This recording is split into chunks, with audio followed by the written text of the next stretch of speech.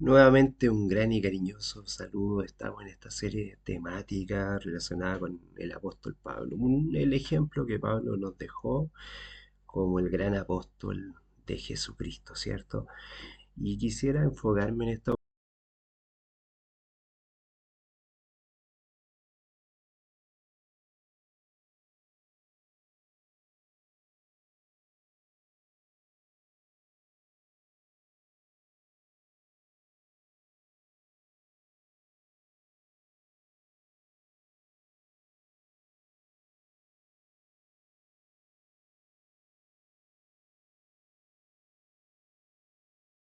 juntamente crucificado con él.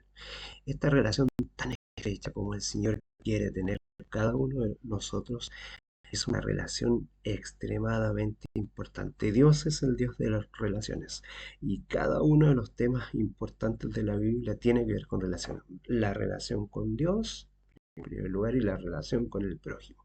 La relación de Cristo con su Padre era estrechísima y muy personal. Yo y el Padre somos uno, lo expresa en el Evangelio de Juan, capítulo 10. Mientras Cristo habitó entre nosotros, tabernalizó, dicen las escrituras, era Cristo con nosotros, era Dios con nosotros, era el Emanuel enviado desde en los tiempos de Isaías que se hace esa promesa mesiánica. Mientras el Señor Jesús habitó con nosotros, o entre nosotros, o cohabitó, tabernaculizó con nosotros, se mantuvo en esta profunda y permanente comunión con su Padre, valiéndose de los mismos medios, de estos mismos medios que tú y yo tenemos al alcance, que es la forma de comunicarnos con el Padre, que es por medio de la oración y en segundo lugar también de las escrituras. La oración nos permite hablar con Él, las escrituras nos permite escucharle a Él y saber por dónde conducir, cumplir la palabra, porque el Señor se dedicó a cumplir cada uno de los mensajes mesiánicos que están escritos ahí. Él dedicó su tiempo a cumplir las escrituras. Nosotros estamos cumpliendo las escrituras, podemos creer en las escrituras, podemos confiar en las escrituras, podemos, a lo mejor no negamos que las escrituras sean verdaderas, pero las estamos guardando, las estamos cumpliendo, estamos llevando a cabo lo que es la profecía en el último tiempo, mostrar a Cristo en cada uno de nuestros aspectos. Esto es fundamental y es lo que Pablo hacía. Es lo que Pablo quiso hacer por medio de todo su ministerio. Es en medio de esta relación personal con Cristo. Pero estábamos mirando el ejemplo de Jesús también. Cristo tenía una relación profunda con su Padre, de padre e hijo. Se atrevió a llamarle Abba. Las escrituras, la oración fueron profundamente significativas para él, con su papito. Las escrituras, la oración y el sometimiento total a la voluntad de Dios. Quizás tú puedes tener las escrituras y las puedes leer constantemente. Quizás te comunicas a diario con el Señor por medio de la oración, pero ¿te estás sometiendo a cumplir su voluntad? ¿Estás cumpliendo con la voluntad del Padre? ¿Estás cumpliendo con la voluntad del Hijo? ¿Estás dejándote guiar por el Espíritu del Señor? Si prestamos atención a estas declaraciones de Pablo, tales como me amó y se entregó a sí mismo por mí, primero salta a la vista que la relación con Cristo era absolutamente única y personal. Así lo refleja en esta carta y también en otras epístolas. Por ejemplo, palabra fiel y digna de ser recibida por todos, que Cristo Jesús vino al mundo para salvar a los pecadores, de los cuales yo soy el primero, lo dice él, pero, pero por eso he recibido la misericordia, para que Jesucristo mostrando mostrase en mi vida, así como en la tuya y en la mía, el primero, toda su clemencia, para ejemplo de los que habrían de creer en Él para vida eterna. En 1 Timoteo lo señala así en el capítulo 1. Lo mismo que está diciendo Jesús también en la oración intercesora que nosotros mencionamos en el mensaje anterior, en la cápsula anterior, en la reflexión primera. Eh, por eso es que te pido que en esta oportunidad puedas leer el primer capítulo de la primera carta a Timoteo, profundo, tu estudio personal y tu propia devoción, enfócala ahí. La experiencia del apóstol Pablo con Cristo es un ejemplo y una demostración de cómo debe ser nuestra relación con el Señor Jesús. Debemos creer de corazón que Jesús murió por nosotros, que vino a esta tierra porque nos amó. Esto es fundamental. Que vino a entregarse por nosotros, que vino a vivir la vida de nosotros, pues ¿saben lo más importante de todo? Que vino a mostrarnos quién es el Padre. Teníamos completamente confundida esa idea de quién era el Padre Celestial. Por mucho tiempo el Señor quiso hablar por medio de los profetas, pero la gente no captaba la atención. Se escribieron libros, se escribieron mensajes, cartas, eh, profetas mayores, profetas menores, cada uno de ellos quiso mostrar el carácter de Dios y a pesar de que decían que era lleno de misericordia, que era un padre amoroso, aún así veían una dualidad en un Dios y pensaban que Dios castigaba y aborrecía a la humanidad y que estaba lleno de ira, a pesar de que muchos decían que era tardo para la ira, pero en ese sentido también pensaban que había una ira en Dios.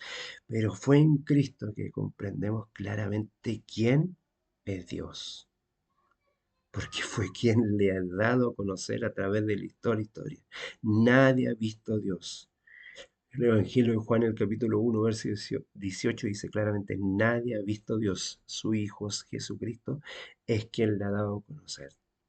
Si podemos comprender esto, vamos a poder entender claramente el Evangelio y en Cristo podemos hacer una lectura desde el amor de lo que se escribió mal en el Antiguo Testamento, dándole características a Dios de un ser maligno, lleno de ira y de maldad y de juicios, porque Dios a nadie juzga, sino que ha dado todo su juicio a su Hijo. Y muchas veces en este sentido nos confundimos tremendamente. Jesús nos llama como le llamó a Pablo. Esto es importante que lo tengamos muy presente.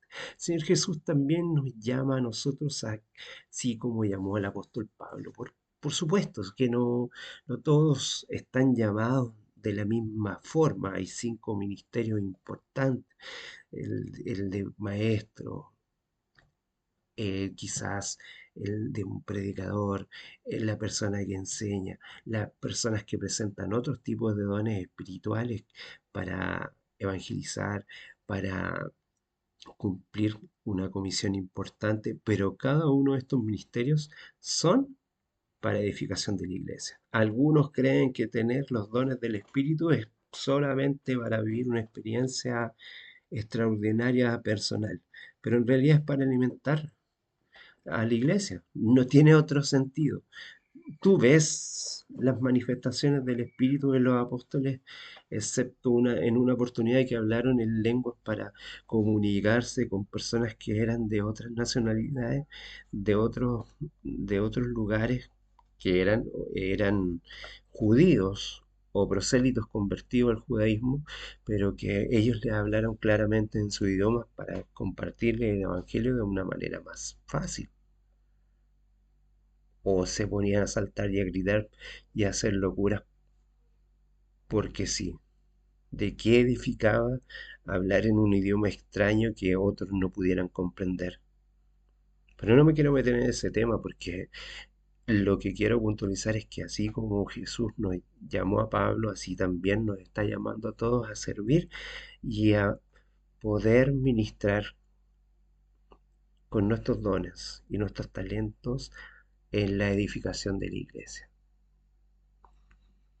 Es nuestro lugar, en nuestra familia, en nuestro barrio, desde el inicio y hasta nuestro lugar de trabajo. Algunos quieren ir hasta los confines de la tierra, sin embargo, a veces no somos capaces de poder mostrar o encender una luz en el lugar donde estamos. Pablo, cuando se dirigía a Damasco, llegó a vivir esa experiencia. La palabra de Dios nos presenta que el mismo Jesús se le apareció al apóstol. De pie frente a la puerta de nuestro corazón es como nos llama. Y nos llama de una manera amorosa para que le invitemos a entrar. Él susurra de una manera melodiosa con su voz en nuestros oídos. He aquí yo estoy en la puerta y llamo.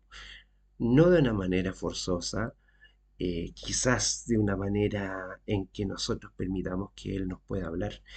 Pablo, el apóstol, Saulo de Tarso, creía en las manifestaciones, como las visiones. Otros creyeron en los sueños. El Señor te va a hablar como tú crees que te va a hablar. Algunos abren las escrituras para pedir la palabra del Señor y el Señor les revela de esta manera, de un estudio ordenado, no es como abrir la, la Biblia a tontas y a locas para leer algo que incluso si no lo entiendes bien o no lo pones en su contexto, podría traer dolor y sufrimiento a tu vida y a la vida de otros. El Señor no actúa así. El Señor no es un manipulador ni quiere forzarte a nada. Quiere que tú le conozcas y lo experimentes. Pero si tiene que llamarte con la fuerza como lo hizo con el apóstol Pablo y botarte del caballo, permite que así sea. Él lo quiere hacer de una manera amorosa, no fuerza a nadie. Pero si te quiere en un ministerio para que tú puedas vivir esa experiencia, Él no va a empujar la puerta, pero te pondrá en situaciones donde tú escucharás claramente la voz del Señor. Lo que está haciendo a cada momento mediante su amor y mediante las influencias angélicas y su suave voz por medio del Espíritu Santo, Él está esperando solamente que tú le abras la puerta. Porque así lo dice en Apocalipsis capítulo 3, que es el mensaje revelador. Todo aquel que abre la puerta y se lo dice a la peor de las iglesias, a la peor, a la Odisea, dice él, y lo promete claramente, el que tenga oído, oiga lo que el Espíritu le dice a las iglesias, entraré a él y cenaré con él y él conmigo. Que el Señor te bendiga profundamente, profundamente y puedas dejar entrar a Cristo a tu vida de una manera pasible y amorosa, esperando que no te tenga que botar del caballo para que comienzas a vivir una experiencia con Él. Que el Señor te bendiga, gracias y vas.